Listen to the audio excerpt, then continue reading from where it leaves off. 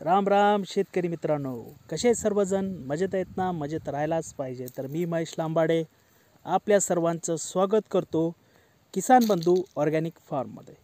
तर शेतकरी मित्रांनो, आज आपण चर्चा करणार आहोत.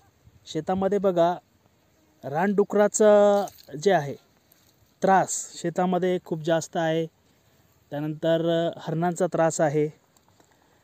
असे जे प्राणी आहेत जे आपल्याला शेतामध्ये जे काही आपलं पीक आहे, उभं पीक पूर्ण पाडून टाकतात. सध्या मी बऱ्याच शेतकऱ्यांचं बघत आहे की त्यांची ज्वारी पूर्ण रानडुकरांनी पूर्ण पाडून टाकलेली आहे. खूप नुकसान केलेलं आहे. जे काही तुमचं उभं पीक आहे पूर्ण पाडून टाकतात. तर आज आपण एक असा जुगाड सांगणार आहे शेतकरी बांधवांना की ज्याचा फायदा एक तर तुम्हाला जे शेतामध्ये रानडुकरं तर येणारच नाहीत.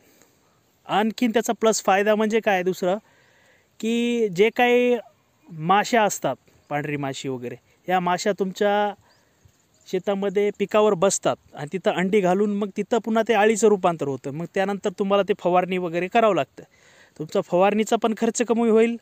दुसरी गोष्ट, रानडुक्कर पण तुमच्या शेतात येणार नाहीत. तर त्यासाठी बरेच शेतकरी जण काय करतात की पूर्ण कंपाऊंड वगैरे करून घेतात, तार कुंपण करतात, करंट सोडतात तारामध्ये.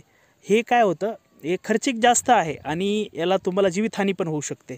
तर मी आज तुम्हाला एक असा जुगाड सांगणार आहे जे की म्हणजे एक 200-250 रुपयामध्ये तुमचा होऊन जाईल. पूर्ण तुमचं क्षेत्र पूर्ण कवर होईल. त्यानंतर तुमचा फवारणीचा खर्च पण वाचेल आणि रानडुक्कर हे तुमच्या शेतात फिरकणार पण नाही. रानडुक्कर असू द्या, आणखी दुसरे वन्य प्राणी असू द्या, रानडुक्कर, माकड असू द्या, हरिण असू द्या, हे येणार नाहीत. तर चला तर मित्रांनो, मी तुम्हाला जुगाड काय आहे तो दाखवून देतो. तर शेतकरी मित्रांनो, हे बघा मी आणलेले आहे डांबर गोळीचं एक पाकिट. हा 1 किलोचं पाकिट आहे. हे मी होलसेल रेटनं आणलं. 180 रुपयाला 1 किलो मिळालं आहे मला. याच्यात अशा डांबर गोळ्या आहेत छोट्या छोट्या. ओके. तर त्यानंतर आपल्याला लागणार आहे एक अशी बिस्लरीची बॉटल. बघा, कुठेही लग्न कार्य झालेले असतं, खूप साऱ्या बिस्लरीच्या बाटल्या अशा पडलेल्या असतात, किंवा एखाद्या पानटपरीवर पण तुम्हाला मोफत मिळून जातात रिकाम्या बाटल्या. ओके, ही बॉटल लागणार आहे. त्यानंतर हे जे आहे, हे बघा, हे बॉटलला आपण छिद्र करण्यासाठी आणलेलं आहे.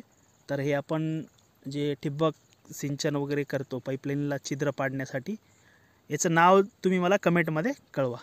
हे जर नसेल तुमच्याकडं तर याच्या सहाय्याने पण आपण काय करू शकतो, बाटलीला छिद्र पाडू शकतो. आणि त्यानंतर आपल्याला लागणार आहे टमाटा वायर, बॉटल आपल्याला बांधण्यासाठी.